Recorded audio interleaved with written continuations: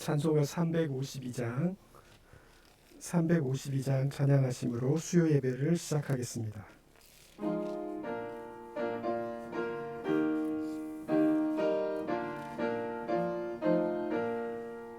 십자가 군병들아 주 위에 일어나 기들고 앞서 나가 담대히 싸우라.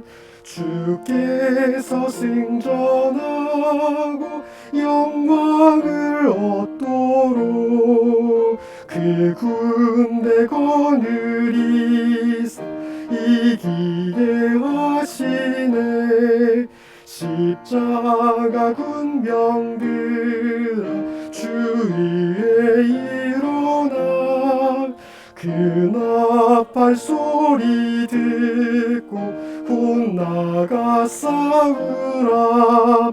수 없는 원수 앞에 주 따라갈 때에 주 예수 힘을 주사 강하게 하시네. 십자가 군병들아 주 위에 일어나 내 힘이 부족하니 주 권능 믿으라.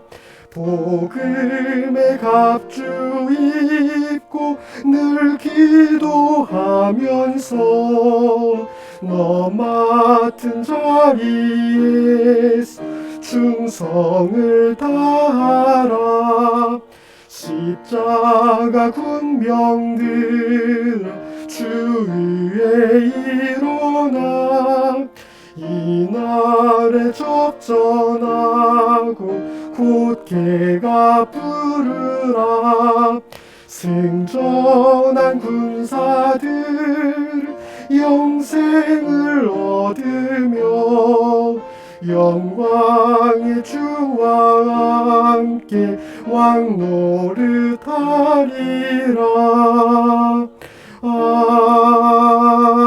아멘. 김현욱 집사님 대표 기도해 주시겠습니다.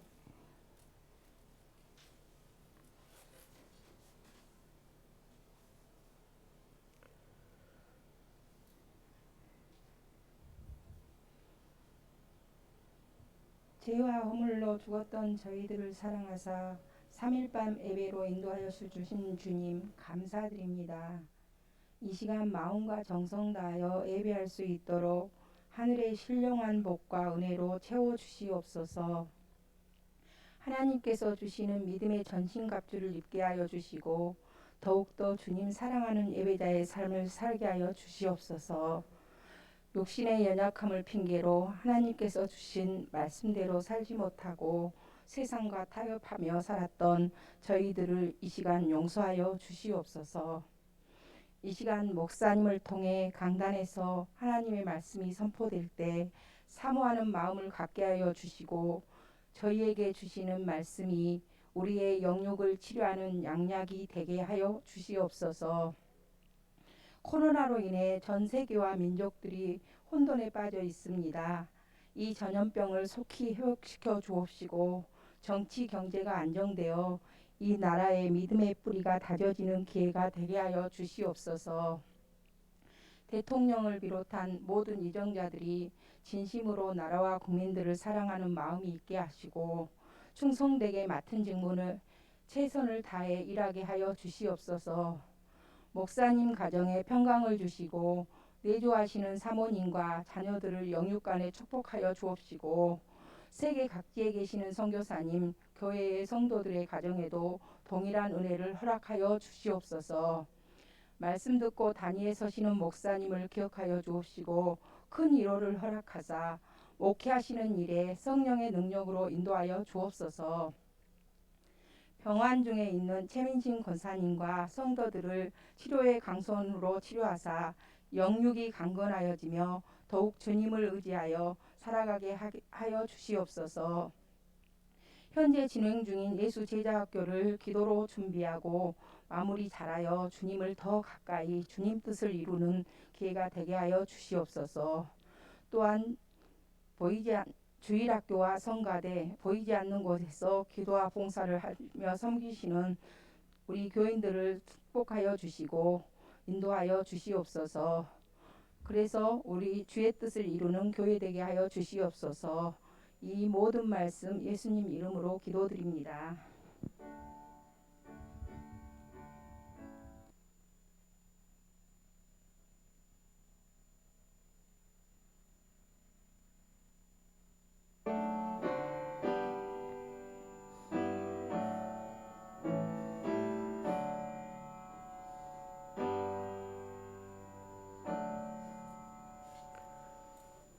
찬송가 482장, 찬송가 482장 찬양하시겠습니다.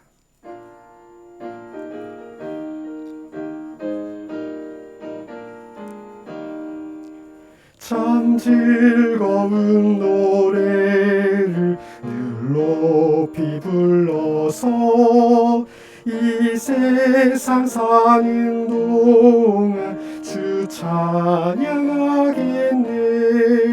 복 주실 산에 올라 멀리 바라보니 나 건너갈 요단강 뚜렷이 보이네. 참 아름다운 노래 늘 높이 부르세. 하늘의 소망 주신 주 찬양하여라. 참 아름다운 노래 다 함께 부르세. 하늘의 기쁨 주신 주 찬양하여라. 참 즐거운 노래를 높이 불러서 내 영혼 구원하신 주 찬양하겠네. 땅 위의 성도들이 부르는 노래에 저 하늘의 천사들 다 와답하겠네. 참 아름다운 노래 늘 높이 부르세. 하늘의 소망 주신 주 찬양하여라. 참 아름다운 노래 다 함께 부르세. 하늘의 기쁨 주신 주 찬양하여라. 참 즐거운 노래를 늘 높이 불러서 만왕의 왕 되신 주 나 찬양하겠네. 거룩한 하늘 노래 들려올 그때에 참 그립던 주님을 반가이 대하리. 참 아름다운 노래 늘 높이 부르세. 하늘의 소망 주신 주 찬양하여라. 참 아름다운 노래 다 함께 부르세. 하늘의 기쁨 주신 주 찬양하여라. 아멘.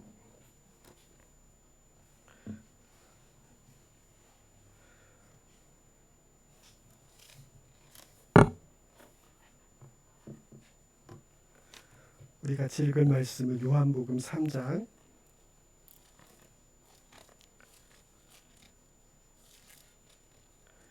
요한복음 3장 1절부터 15절까지 요한복음 3장 1절부터 15절까지 우리 같이 교독하시겠습니다. 요한복음 3장 1절부터 15절까지 저와 여러분이 한 절씩 교독하시겠습니다. 제가 먼저 읽겠습니다. 그런데 바리새인 중에 니고데모라 하는 사람이 있으니 유대인의 지도자라.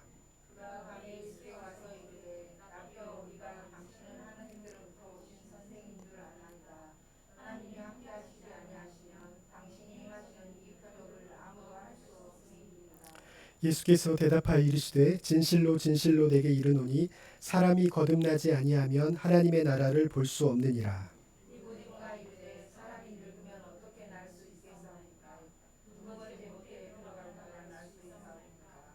예수께서 대답하시되 진실로 진실로 내게 이르노니 사람이 물과 성령으로 나지 아니하면 하나님의 나라에 들어갈 수 없느니라.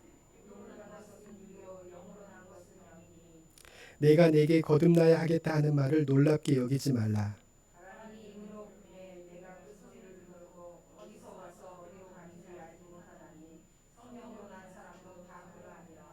니고데모가 대답하여 이르되 어찌 그러한 일이 있을 수 있나이까.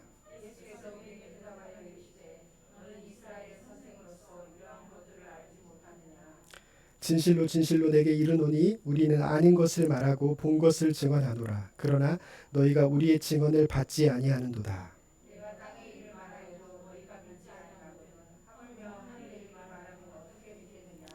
하늘에서 내려온 자 곧 인자 위에는 하늘에 올라간 자가 없느니라. 우리 같이 읽겠습니다. 이는 그를 믿는 자마다 영생을 얻게 하려 하심이라. 아멘.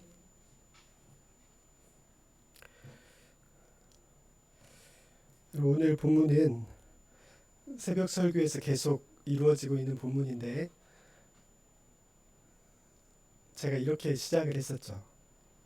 마지막 이 세상에서 하직할 때 한 성경 66권 한 장을 읽으라고 한다면 어느 본문을 읽겠느냐 저에게 물어보신다면 저는 요한복음 3장을 읽겠다고 이렇게 말씀드린 적이 있습니다.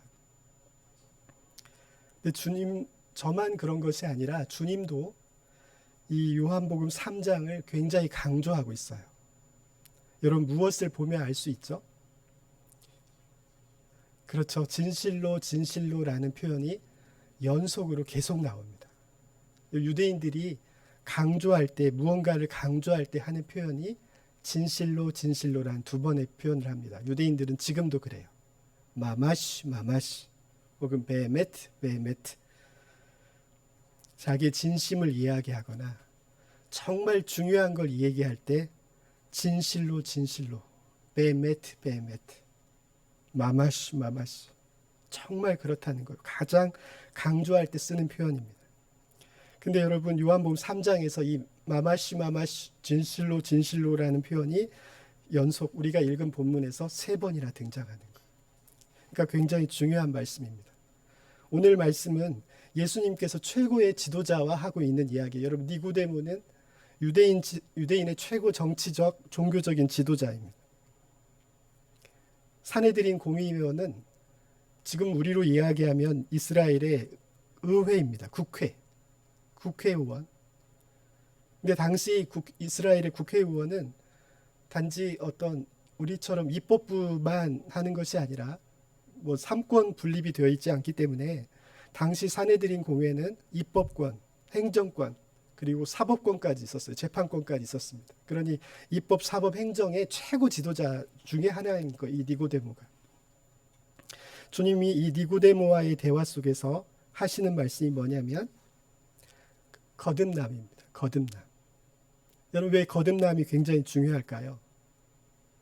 여러분 왜 중요할까요?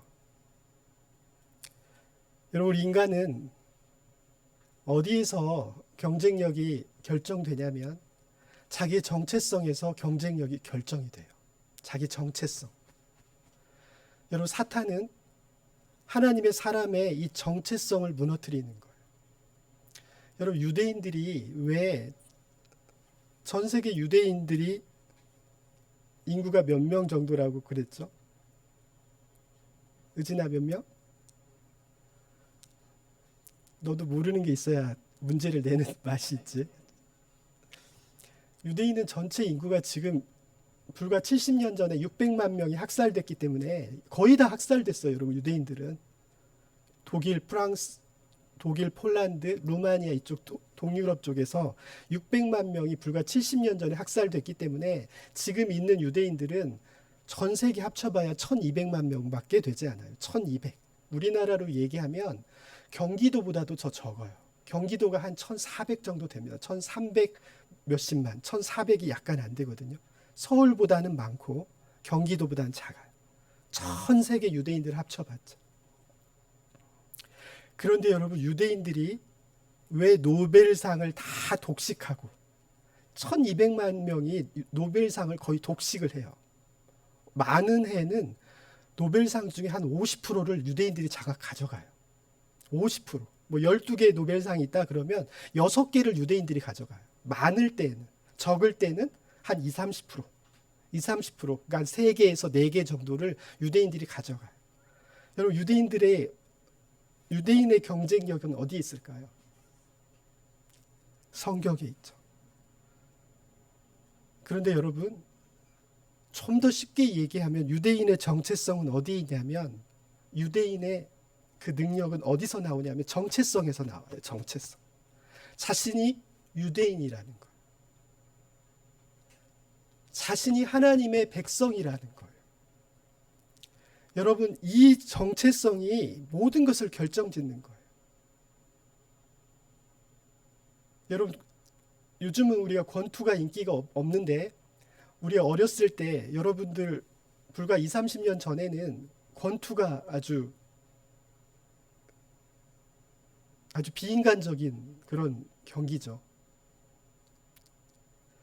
여러분, 권투에서 어디에서 승부가 결정되냐면요, 눈싸움에서 결정이 돼요. 아무리 기량이 뛰어난 선수도 눈싸움에서 지거나 심리적으로 꺾여버리면 아무리 기량이 출중하고 빈틈이 없는 선수인데 되지가 않아요. 그리고 권투에 굉장히 중요한 게 한 가지가 있습니다. 뭐냐면 내가 진 선수한테는 반드시 져요. 그러니까 아주 거의 뭐 30전 30승의 무패의 세계적인 선수도 어떤 신인급한테 불의의 일격을 당할 때가 있어요. 불의의 일격. 즉 세계적인 선수인데, 근데 문제는 그 선수한테 한 번을 졌어요. 신인 선수한테 졌는데 그 선수하고 다시 경기하면 어떻게 될까요? 권투에 불문율이 있습니다. 처음은 준비 없이 저 신인은 완전히 준비하고 나왔잖아요.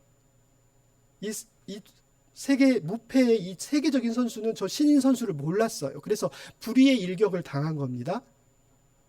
그런데요,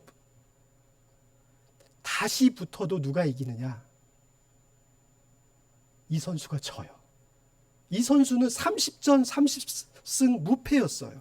세계적인 선수고 빈틈이 없어요. 뭐 스피드나 맵집이라든지 이 펀치력, 빈틈이 없는 선수예요. 그런데 한 번 진 선수한테는 반드시 집니다.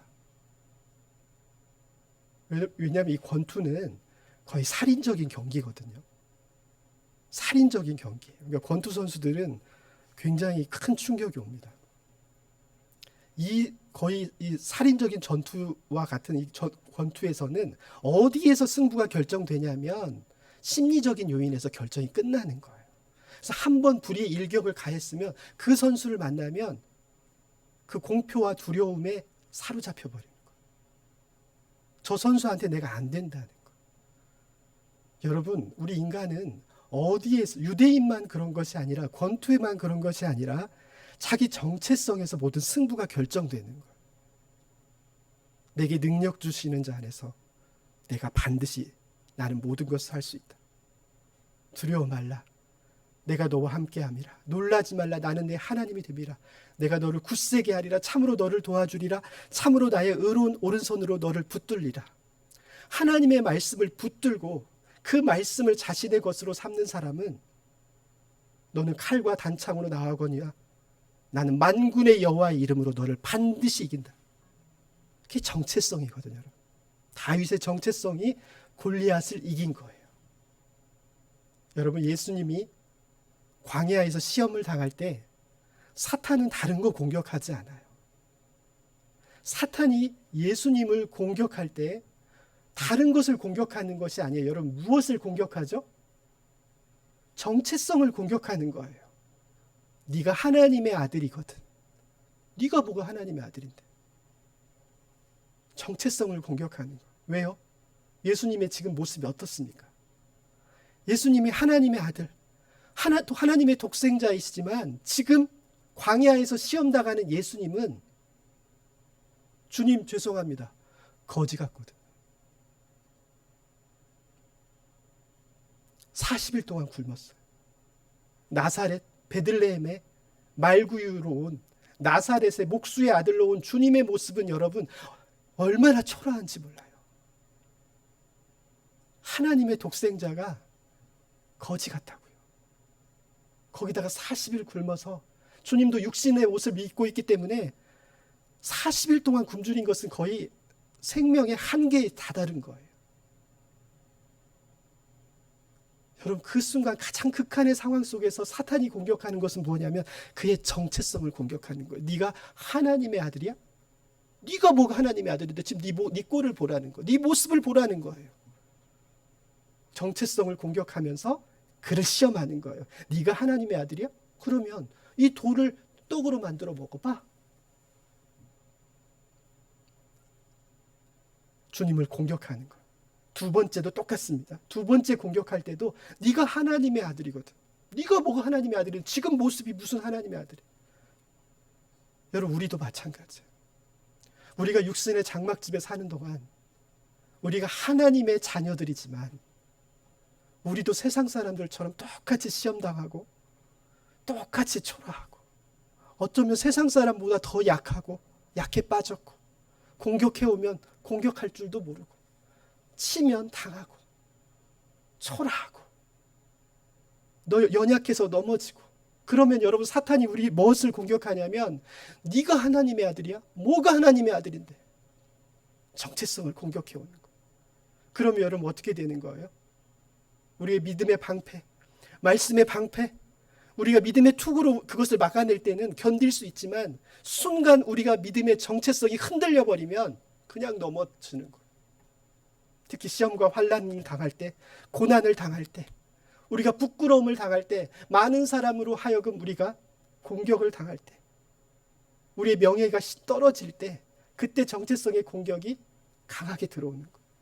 여러분, 그러나 우리가 하나님의 자녀인 것은 우리가 잘나서가 아니에요, 여러분. 우리가 잘해서도 아니라고요. 여러분, 이재용 회장이 삼성그룹 이건희 회장의 아들인 것이 그가 잘나섭니까? 그가 그렇게 태어난 거예요. 우리도 마찬가지예요. 우리가 하나님의 자녀인 것은 우리가 잘나서가 아니에요. 하나님이 우리를 창세전에 부르셨고 우리를 선택하셨고 우리를 사랑하셨고 자기 자녀로 삼으신 거예요. 여러분, 그 정체성은 우리 자신에게 의존하지 않는 거예요. 그것은 하나님 그분의 선택이에요. 우리는 그렇게 태어난 거라고요. 여러분, 우리의 정체성이 흔들리지 않으면 우리는 결코 사탄에게 넘어지지 않습니다.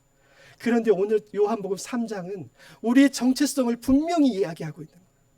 비록 내가 대한민국에 1974년에 태어났지만 내가 비록 전라북도 김제의 농촌 어느 농부의 아들로 5남매 중에 막내로 태어났지만 그것이 나의 육의 정체성이죠. 그런데 여러분, 오늘 요한복음 3장은 여러분의 중요한 정체성을 이야기하고 있어요. 그것이 아니라는 거예요.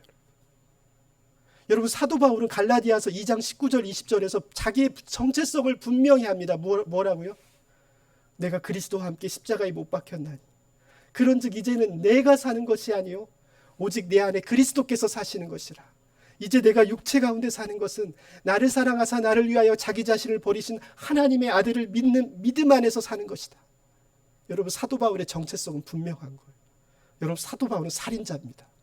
사도 바울은 교회를 핍박했고요. 예루살렘 교회를 흩어버린 사람이에요.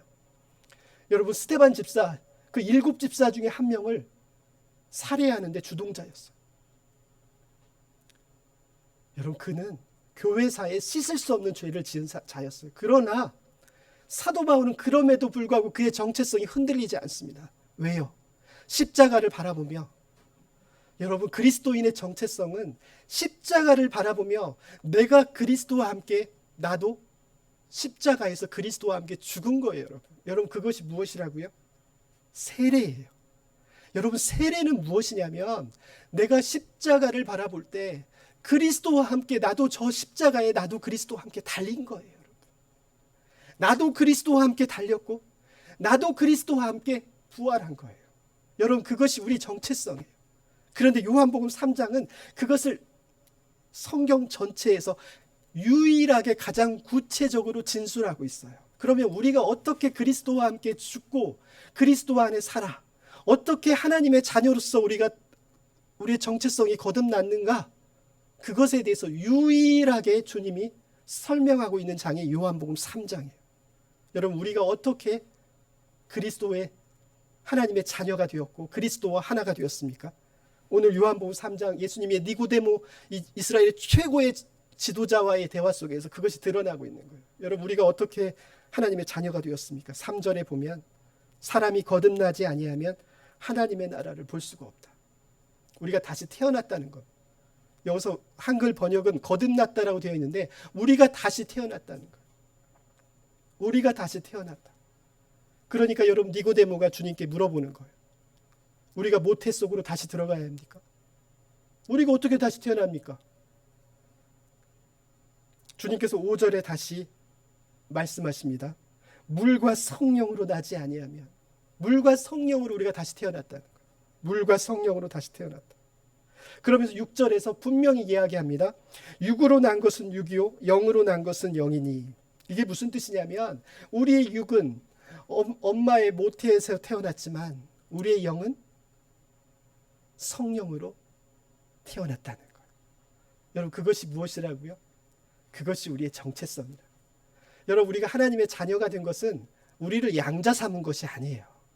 우리를 입양한 게 아니에요. 여러분, 하나님의 자녀가 아닌데 그래 너 오늘부터 하나님의 자녀 해, 이런 선언적인 게 아니에요. 여러분, 하나님의 성령이 우리 안에 들어오셔서 그가 우리를 어떻게 하신 거예요? 우리를 낳으신 거예요.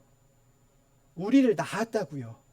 피가 섞이지 않았는데 우리를 입양한 게 아니라고. 여러분, 하나님과 우리가 상관이 없는데 우리를 너 오늘부터 내 자녀 해 라고 선언하신 게 아니라고요. 그분이, 성령이 우리 안에 들어오셔서 우리를 낳으신 거예요.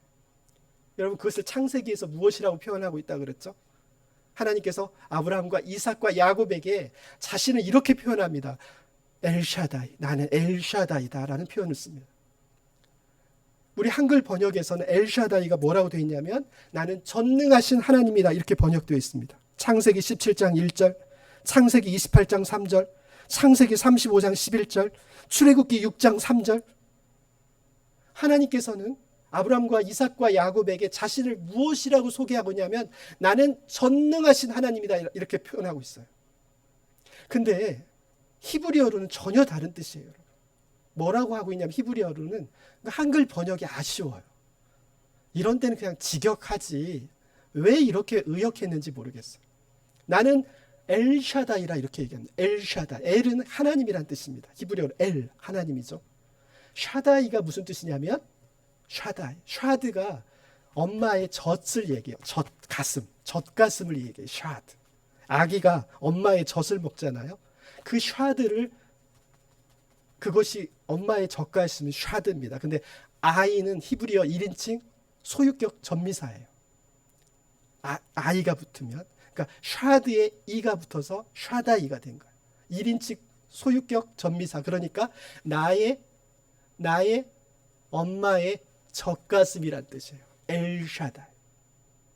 하나님은 자신을 무엇라고 소개하고 있냐면 아브라함과 이삭과 야곱에게 나는 너의 젖가슴이야, 이렇게 하는, 너의 엄마의 품이야, 이렇게 소개하고 있는 거예요. 왜 그렇게 했을까요?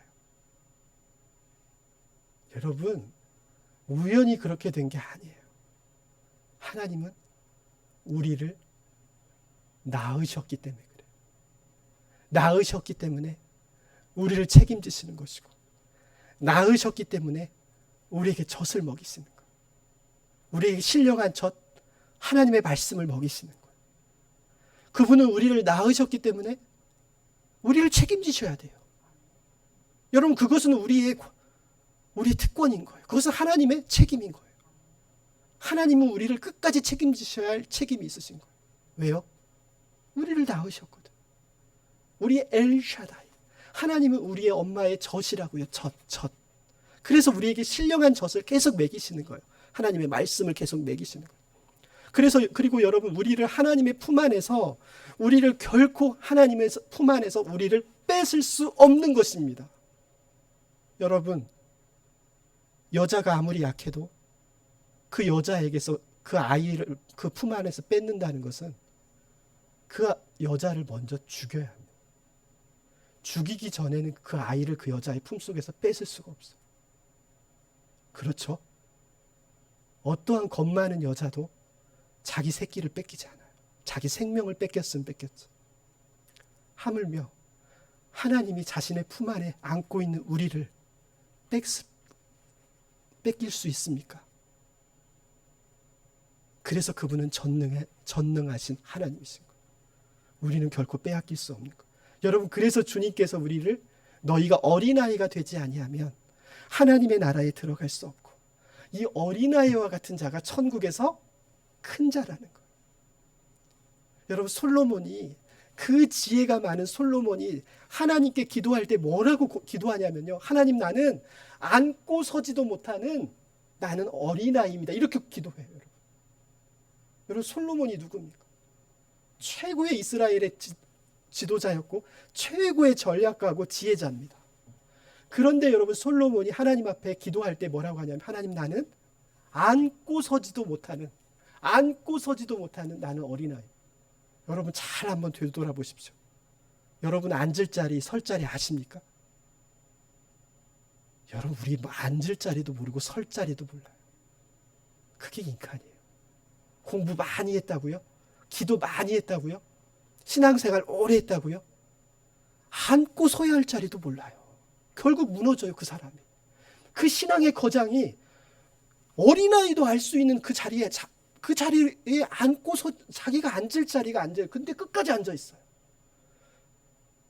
앉고 설 자리도 몰라요. 그게 사람이에요. 솔로몬이 그렇고요.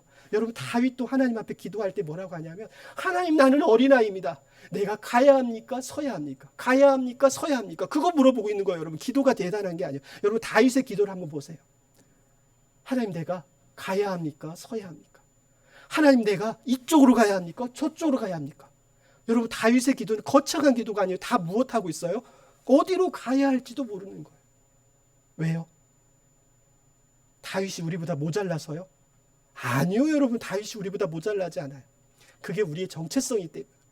하나님은 우리 아버지 앞에, 엘샤다이 앞에 우리는 어린아이이기 때문에. 여러분, 우리가 왜 어린아이라고요? 그분이 우리 안에 오셔서, 성령이 우리 안에 오셔서 우리를 낳으신 거예요, 여러분. 그 이야기를 하고 있는 거예요. 얘들아, 너희는 내가 성령으로 너희를 낳았다는 거예요. 여러분의 가슴으로 낳은 것이 아니라 성령으로 우리를 낳으셨다는 거예요. 그래서 우리는 하나님의 자녀인 거예요. 여러분, 우리는 당당한 거예요, 여러분. 하나님이 우리 아버지시기 때문에. 우리는 하나님의 친자식입니다. 친자식이라고요. 우리는 그래서 담대한 거예요, 여러분. 하나님이 우리와 항상 함께 하시는 거예요. 여러분 자녀를 버리실 수 있습니까? 여러분이 부족하고 연약한다고 해서 여러분의 자녀를 버리실 수 있습니까? 여러분의 자녀가 여러분을 배반한다고 해서 여러분의 자녀를 버리실 수 있습니까? 아무리 속을 썩여도 여러분의 자녀는 자녀 아닙니까? 하나님은 똑같다는 거예요, 여러분. 아니, 하나님은 더 하시다는 거예요. 마태복음 7장에서 뭐라고 하십니까? 너희가 악할지라도 떡을 달라 하면 돌을 주느냐? 생선을 달라 하면 뱀을 주느냐? 하물며 하늘에 계신 너희 아버지일까 보냐. 우리보다 더하다는 거예요, 여러분. 우리는 악해서 자녀에게 악하게 할 때도 있지만 하나님은 절대 그러시지 못한다는 거예요. 끝까지 우리를 책임지신다. 왜요? 우리를 엘샤다이, 나의 엄마의 가슴이신 그분이 나의 엄마, 나의 아빠이시기 때문에 그래요. 나의 아빠. 그래서 여러분 주기도문은 이렇게 시작하는 거예요. 하늘에 계신 우리 아버지라고 합니다. 여러분 그것은 단지 선언적인 게 아니에요. 진짜 우리 아버지라고, 우리 친아버지라고 여러분, 여러분의 친아버지, 여러분 친정 아버지라고 여러분. 그래서 우리는 담대하게 구할 수가 있는 거예요, 여러분. 무엇이든지 담대하게 구할 수 있는 게 구하라, 찾으라, 두드리라. 너에게 가장 좋은 것으로 그것으로 주시지 않겠느냐. 왜요? 우리 친정 아버지이기 때문에 그런 거예요. 그런데 여러분 그것에 대해서 니고데모가, 여러분 니고데모는 최고의 정치적 종교적 지도자잖아요. 니고데모는 그것에 대해서 또 분명하게 이야기를 합니다. 여러분 니고데모는 나중에 그리스도의 제자가 되어서 나중에 예수님의 시신을 거두는 자가 되는 거죠. 비록 지금은 의심의 눈초리로 예수님과 논쟁을 하고 있지만 니고데모는 예수 그리스도의 제자가 됩니다. 니고데모가 똑똑하죠? 지도자이기 때문에. 그래서 주님께 마지막으로 묻습니다. 여러분 공부 잘하는 사람은 어떤 사람이냐면 질문하는 자. 여러분 유대인들은 계속 질문해요. 수업 끝날 때까지 질문해. 아주 짜증나게 질문합니다. 여러분 그런데 질문한다는 것은 이미 답을 7, 80%는 그가 이미 문제의식을 알고 있다는 거예요. 질문할 수 있다는 것은 그는 이미 답을 거의 8, 90%까지 갔다는 거예요. 질문하지 않는 사람은 여러분 제로예요. 제로. 몰라요. 몰라.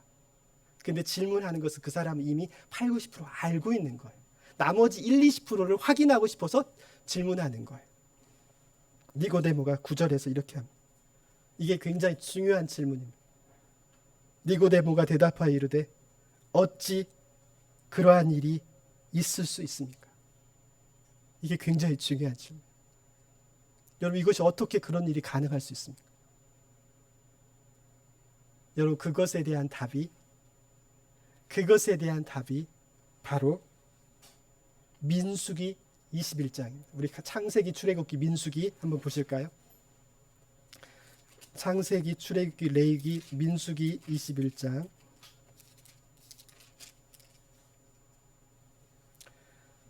4절 231페이지 구약성경 231페이지 민수기 21장 4절 보겠습니다.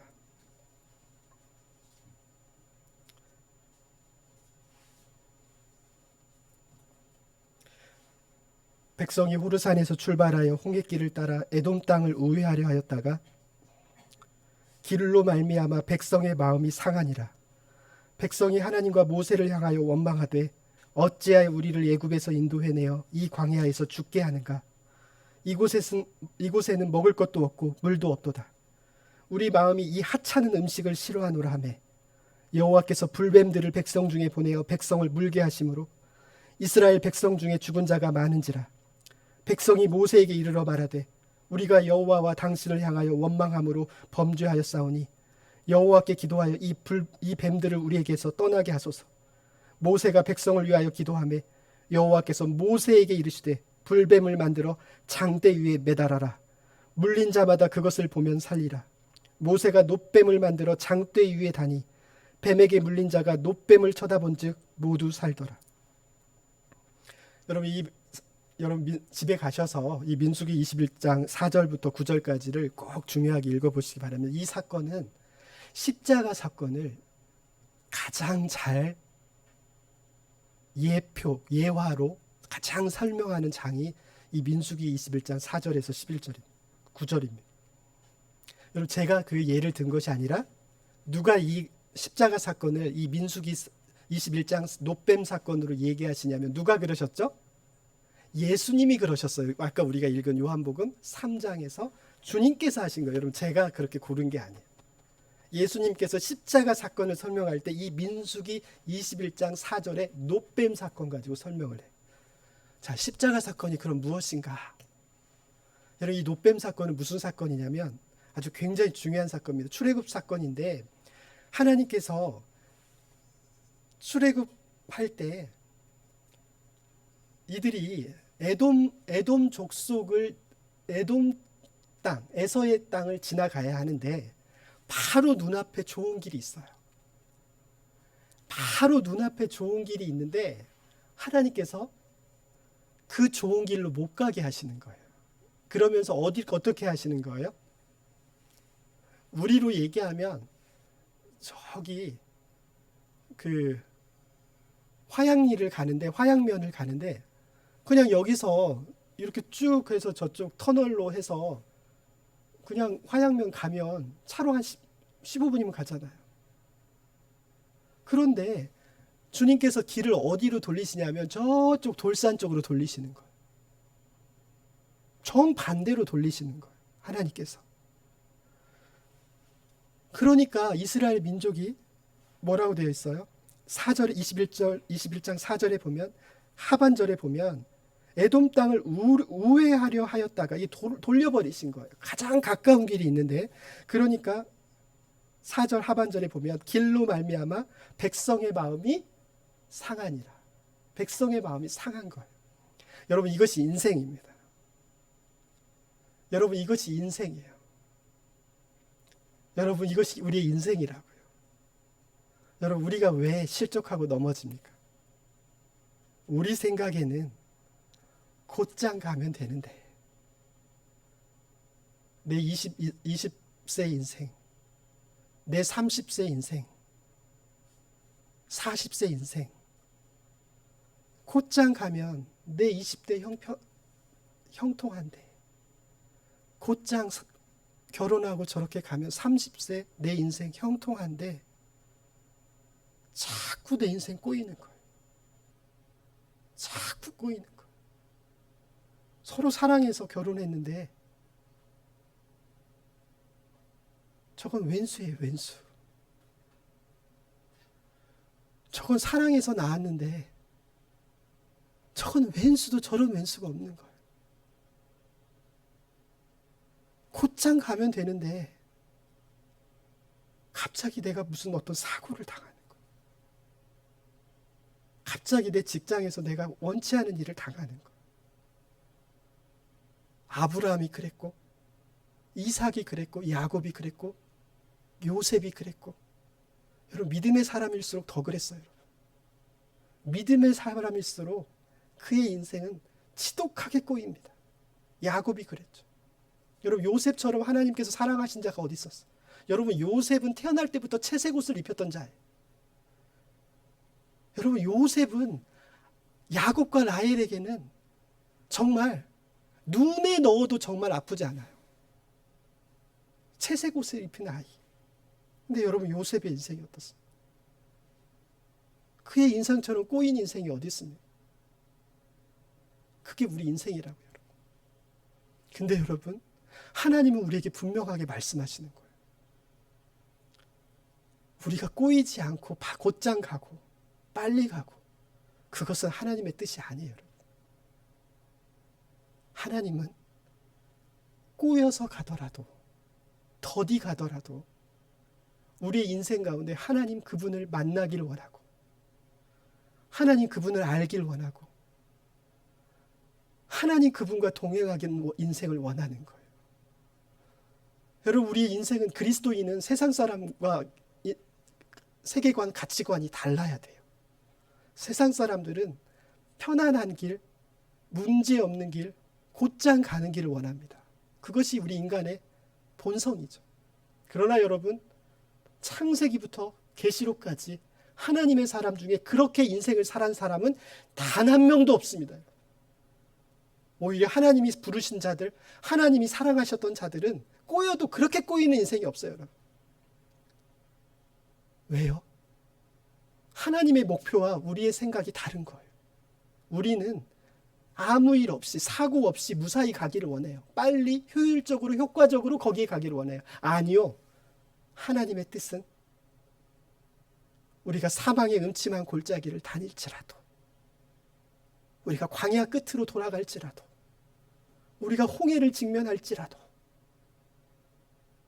우리가 광야 40년의 인생을 살더라도, 모세처럼 광야에서 버려진 것 같은 인생을 살더라도, 하나님의 뜻은 그곳에서 하나님을 만나고 하나님을 인격적으로 경험하며 진리를 깨닫고 하나님과 동행하는 그 인생을 원하시는 거예요. 우리 인생의 숙제, 과제는 우리가 이 인생의 소풍과 같은 우리 인생의 이 소풍과 같은 우리의 삶 속에서 우리가 해야 할 과제는 빨리, 누구보다도 더 빨리, 좀 더 효과적으로 그 자리에 가 있는 게 아니에요, 여러분. 그것은 세상 사람들이 원하. 우리는 75세에 본토 친척 아비집을 떠나라는 주님의 음성을 들으실 수도 있어요. 모세처럼 80세가 다 되었는데 그때까지 우리 인생 버려진 것 같은 인생, 버러지 같은 인생을 살 수도 있어요. 여러분. 모세가 그러시고 요셉이 어땠습니까? 그의 나이 30세가 될 때까지 그는 감옥에서 그는 언제 햇볕을 볼 수 있을지. 여러분, 그 당시 감옥에 햇볕이 있습니까? 30세까지 그러고 사는 거예요. 다윗이 그랬어요. 왜요?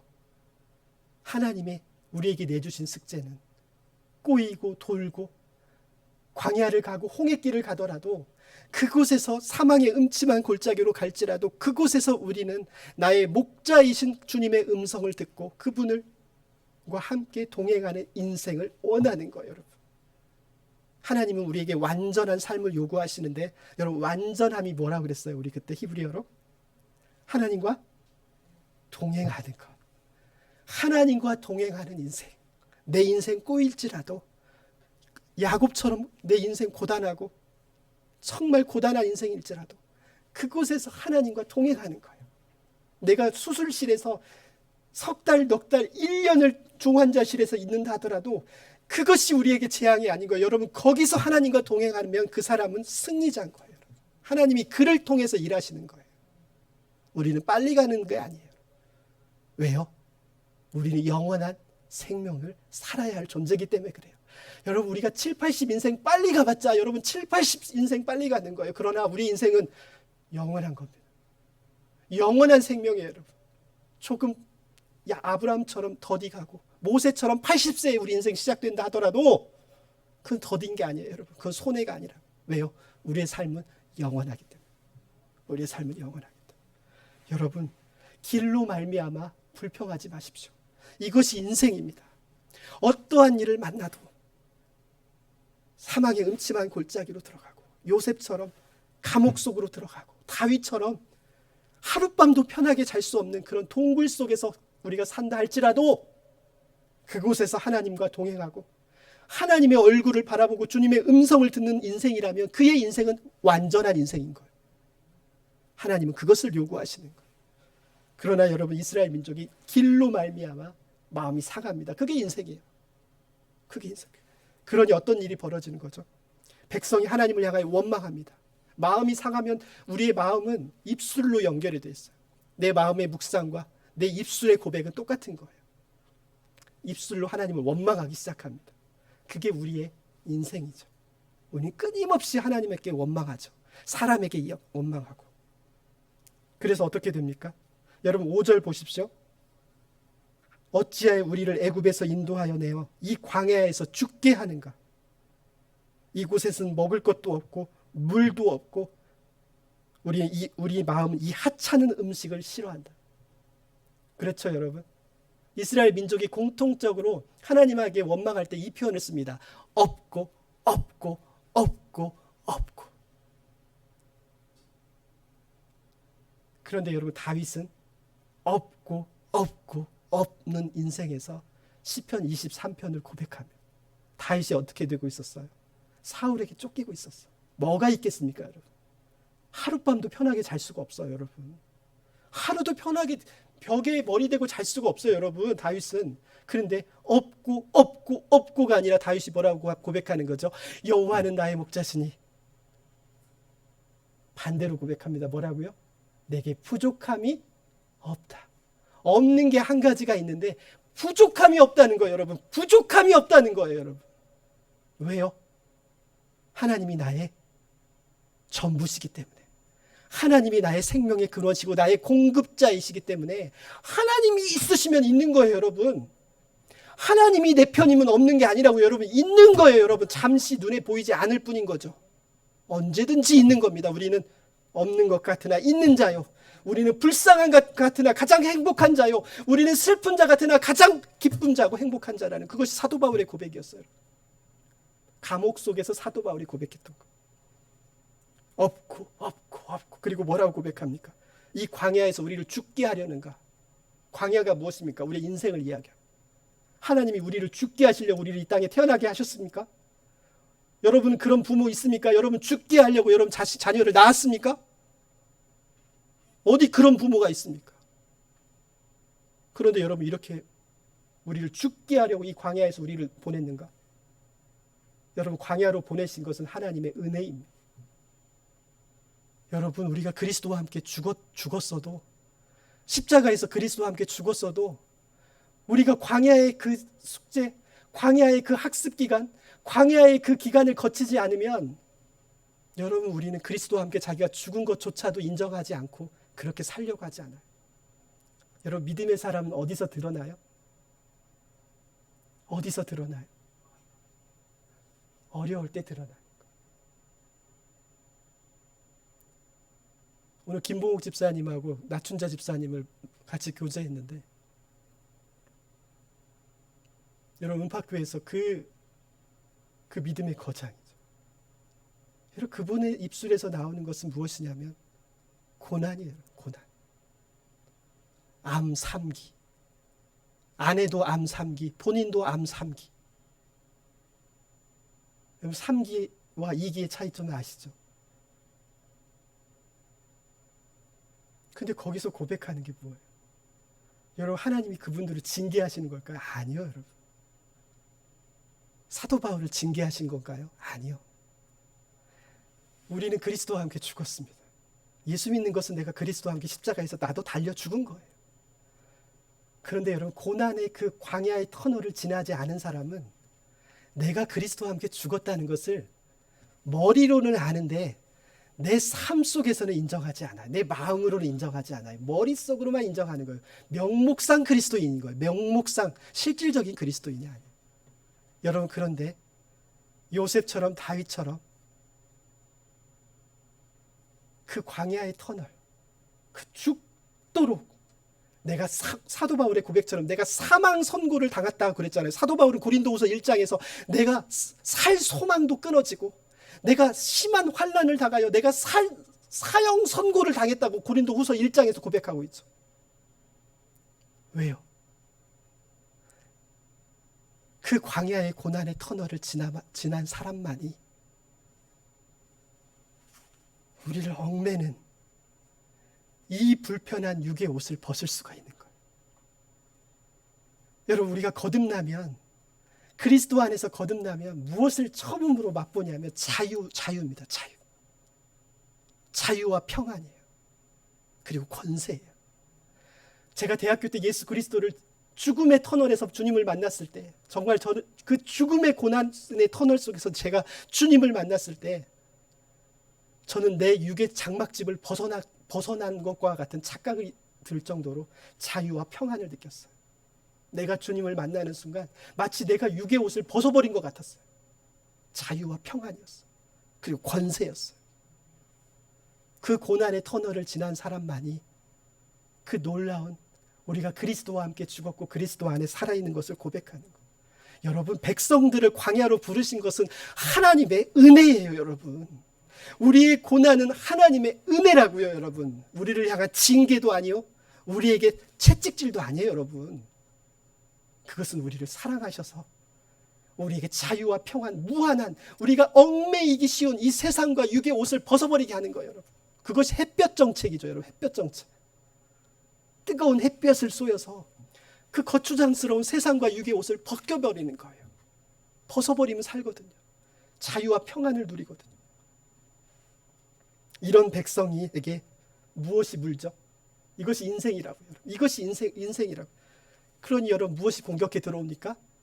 여러분 사탄은 우리의 빈틈을 반드시 공격해 들어옵니다. 그래서 뱀이 우리를 무는 거예요. 여러분 뱀이 무엇입니까? 사탄 마귀를 이야기해요. 뱀은 사탄 마귀를 이야기해요. 교묘하게 와서 우리를 딱 물어요. 여러분 물면 어떻게 되죠? 뱀에게 물려봤어요 여러분? 중독돼요 여러분. 중독돼요. 그게 죄예요 여러분. 여러분 뱀에게 물려버리면 뭐가 문제냐면 죽어서 문제가 아니에요 여러분. 중독돼요. 중독되면 더 이상 죄를 죄로 여기지 않아요. 마음과 생각과 모든 것이 굳어져 버리기 때문에 분별력을 잃어버리는 거예요. 그것이 사단의 공격이에요.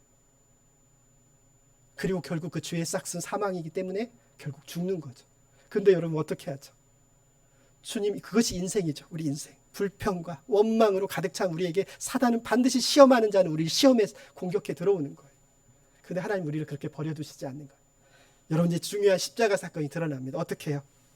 하나님께서 모세에게 노스로 뱀을 만들어라.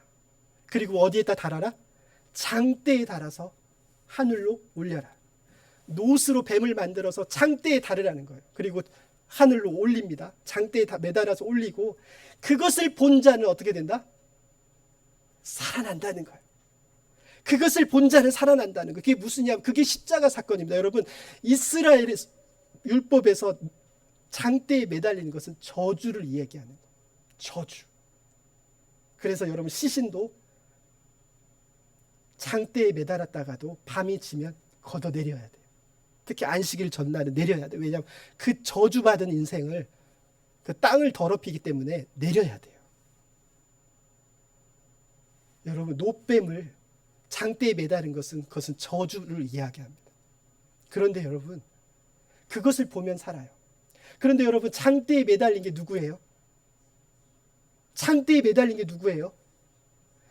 여러분, 장대에 노뱀이 매달려 있어요. 노뱀. 그런데 그 노뱀이 누구예요? 그리스도예요. 여러분, 이럴 수 있습니까? 하나님의 독생자가 그 노뱀처럼 그 저주받은 거예요. 여러분, 십자가에서 저주받은 거라고요. 여러분, 이 하나님의 사랑은 무엇으로도 설명할 수가 없는 거예요. 여러분, 하나님이 십자가에 매달리신 것은 그가 우리 대신 노뱀처럼 저주당한 겁니다. 여러분. 근데 여러분, 그것을 바라보며 삽니다. 그것을 바라보며 살아요. 하나님을 바라보며 산다고요. 십자가에 매달린 그리스도를 바라보며 산다고요. 그것이 믿음이라고요. 여러분, 믿음. 그런데 여러분, 바라보는 게 두 종류가 있습니다.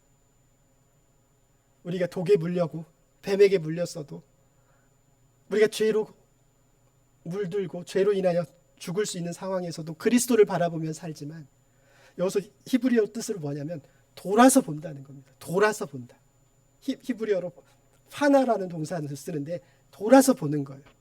여러분, 주님을 바라보는 것은 그냥 보는 게 아니에요. 돌아서 봐야 돼요. 돌아서 본다는 뜻은 무엇이냐면 우리의 삶을 전환시키는 거예요. 여러분, 회개는 입술로 고백하는 게 아니에요. 회개는 돌아선다는 것을 얘기합니다. 내 삶의 가치관, 내 삶의 방향과 목적을 전환시키는 거예요. 그 다음에 어떻게 하는 거예요? 뒤를 돌아보지 않는 거예요. 그게 회개예요. 여러분, 그러나 다시 뒤를 돌아보면 어떻게 됩니까? 롯의 아내처럼 다시 굳어지는 거예요. 여러분, 우리의 정체성이 왜 무너지냐면 우리가 여전히 세상과 육의 옷을 입고 살고 있기 때문에, 우리는 그리스도 안에서 거듭났고, 우리는 그리스도 안에서 성령과 하나가 되어 있고, 우리는 새롭게 태어나 있습니다. 여러분, 그 생명의 능력이 다이너마이트와 같고 핵폭탄보다 더 큰 능력과 에너지가 우리 안에 있어요. 우리 그 진리의 말씀이 우리 안에 있고 성령의 역사가 우리 안에 있어요. 여러분, 놀라운 능력이 있어요. 여러분. 그런데 왜 우리가 힘을 못 쓰느냐? 세상으로 돌아갔기 때문에. 그리스도로 돌아가야 하는데, 그리스도를 돌아가서 그리스도를 십자가에 달리신 그리스도를 바라보는 게 우리의 인생, 거듭난 우리의 인생이어야 하는데, 그러면 사는데 여러분 어떻게 해요? 다시 롯의 아내처럼 돌이 되는 거예요. 교회가 그래서 무너지는 거예요. 목회자가 그래서 무너져요. 그리스도인들이 그래서 무너져요.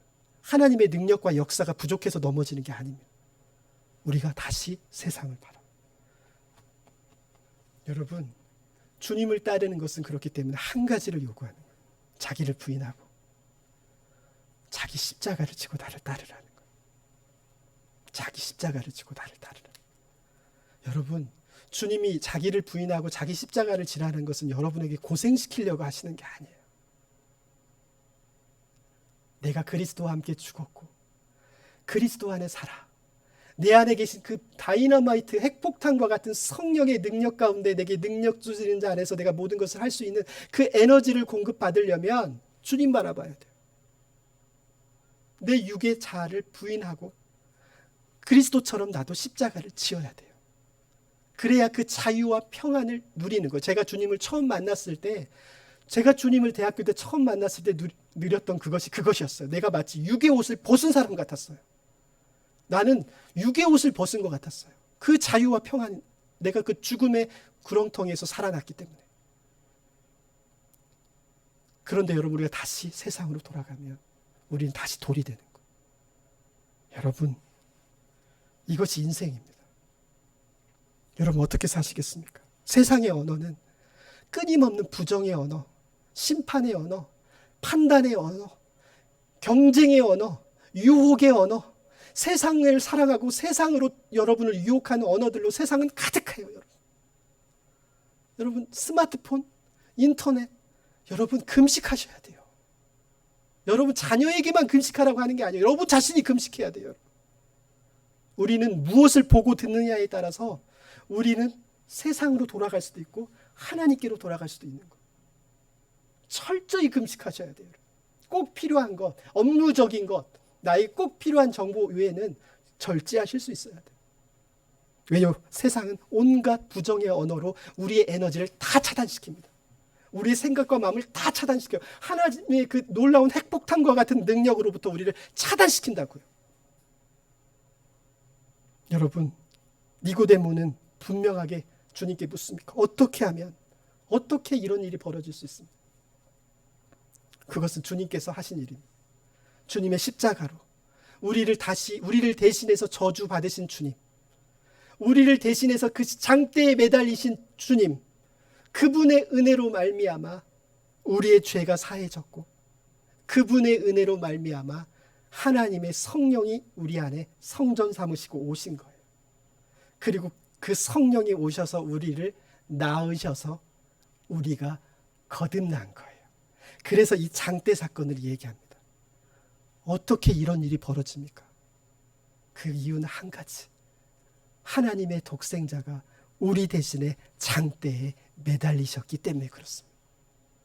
우리 대신 저주를 받으셨기 때문에.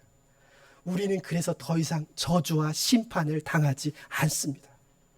우리는 주님을 바라보고 세상을 바라보지 마. 롯의 아내처럼 세상을 바라보는 자가 아니라 우리는 장대에 매달리신 주님을 바라보시기 바랍니다.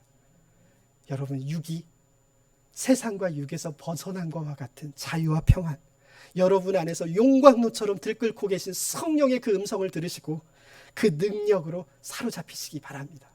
그래서 사도 바울처럼 내게 능력 주시는 자 안에서 내가 모든 것을 할 수 있다고 고백하는 여러분들이 되시길 바랍니다. 기도하시겠습니다.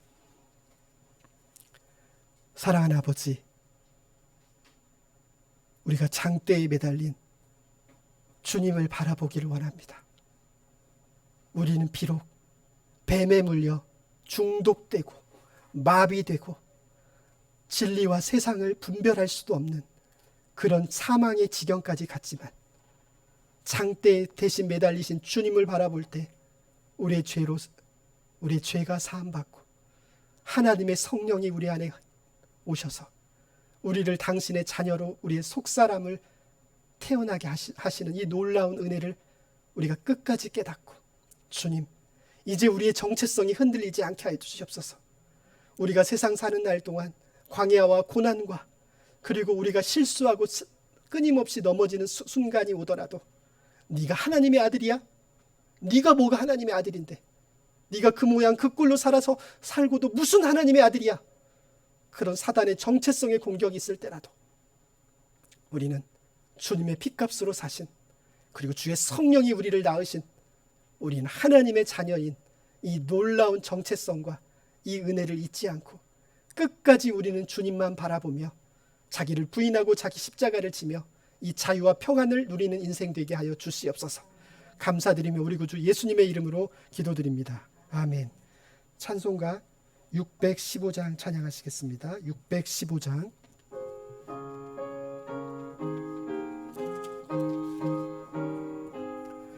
그 큰 일을 행하신 주께 영광. 이 세상을 사랑해 주오셨네.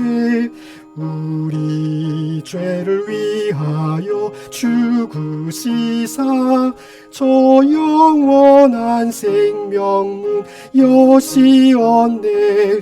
우리 주 높이세. 귀한 말씀 듣고 우리 주 높이세.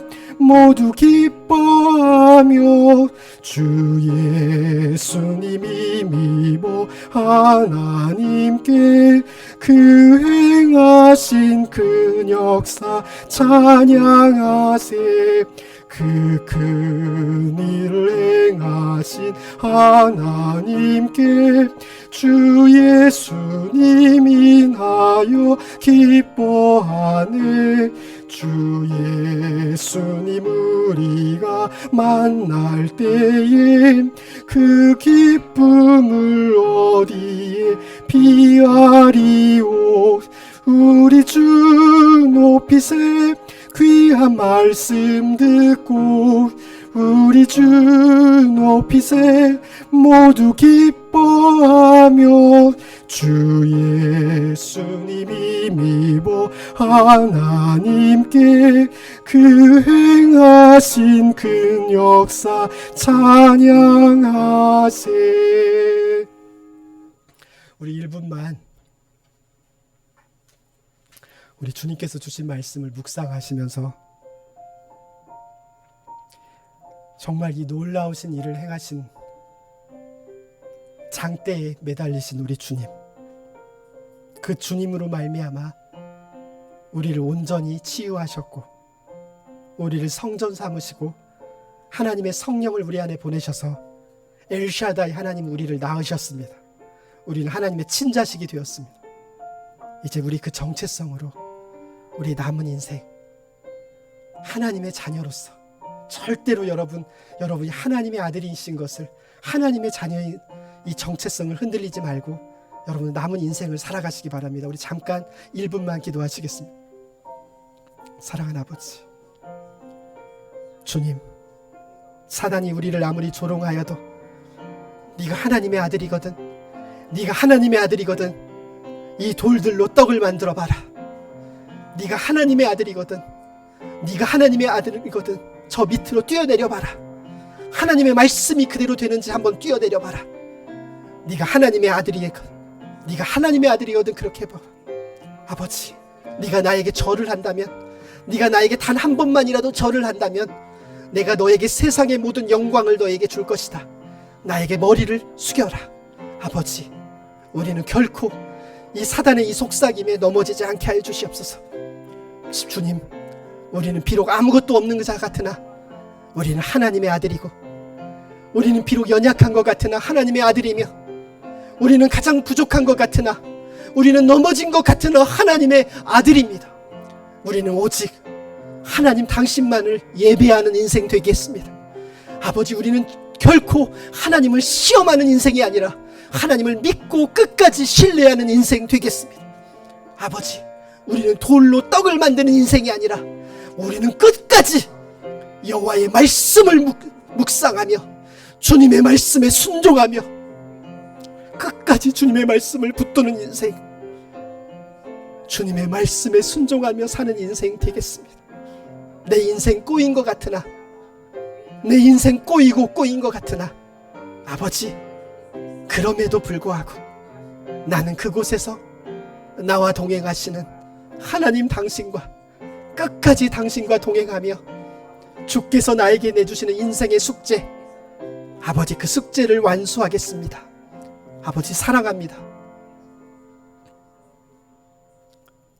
사랑하는 아버지, 내 인생 참으로 고단한 인생이었고 꼬이고 꼬인 인생 같았으나 아버지, 그러나 아버지, 그것이 내 아버지와 함께 동행하는, 그리고 하나님을 배우고 하나님을 알아가고, 그리고 내 육의 장막, 내 육의 자아를 부인하고 나의 십자가를 지고 주님을 따르는 인생이었다면 주님, 그것은 요셉처럼 가장 축복스러운 축복받은 인생, 은혜의 인생인 것을 고백하며 이제는 자기를 부인하고 자기 십자가를 지고 하나님의 자녀의 그 불변의 정체성으로 비록 아무것도 없어도 내가 비록 넘어졌어도 우리는 절대 세상과 그 무엇과 타협하지 않고 하나님만 예배하는, 하나님만 경배하는 인생, 여호와의 입에서 나오는 모든 말씀을 순종하는 인생, 하나님을 시험하지 않고 끝까지 하나님을 신뢰하는 인생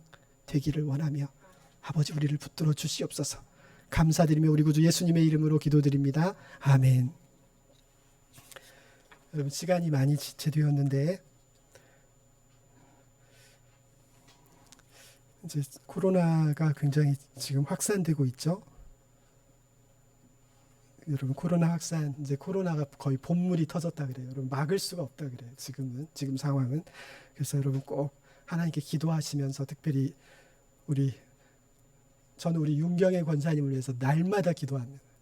하나님께서 지켜주시도록. 그리고 여러분도 그 하나님과 늘 동행하시는 인생 되기를 바라고, 휴가철 가운데서도 영적으로 늘 깨어있고 하나님과 그곳에서도 여러분 혹시 그 휴가를 떠나시도록 그곳에서 하나님과 동행하시고 예배하시길 간절히 바랍니다. 예수 제자학교를 다음 주부터 시작하도록 하겠습니다. 우리 좀 넓게 떨어져 있더라도 예수 제자학교를 시작하도록 하겠습니다. 우리 그것을 위해서 기도해 주시고, 우리 최민신 권사님 오늘 피부 이식 수술이 있었는데 굉장히 많이 고통스럽거든요. 여러분 고통이 감해지고 우리 권사님이 참 욥처럼 욥이 그 고백했던 것처럼 그가 나를 단련하신 후에는 내가 순금처럼 정금처럼 나오리라 고백했던 것처럼 우리 권사님 그런 욥의 인생을 사실 수 있도록 순금과 같은 믿음의 그 보석보다 더 귀한 믿음으로 남은 생을 살아갈 수 있도록 우리 같이 기도해 주시기 바랍니다. 우리 주님께서 가르쳐 주신 기도로 오늘 예배를 마치도록 하겠습니다. 하늘에 계신 우리 아버지, 아버지의 이름을 거룩하게 하시며 아버지의 나라가 오게 하시며 아버지의 뜻이 하늘에서와 같이 땅에서도 이루어지게 하소서. 오늘 우리에게 일용할 양식을 주시고 우리가 우리에게 잘못한 사람을 용서해 준 것 같이 우리 죄를 용서해 주시고 우리를 시험에 빠지지 않게 하시고 악에서 구하소서. 나라와 권능과 영광이 영원히 아버지의 것입니다. 아멘.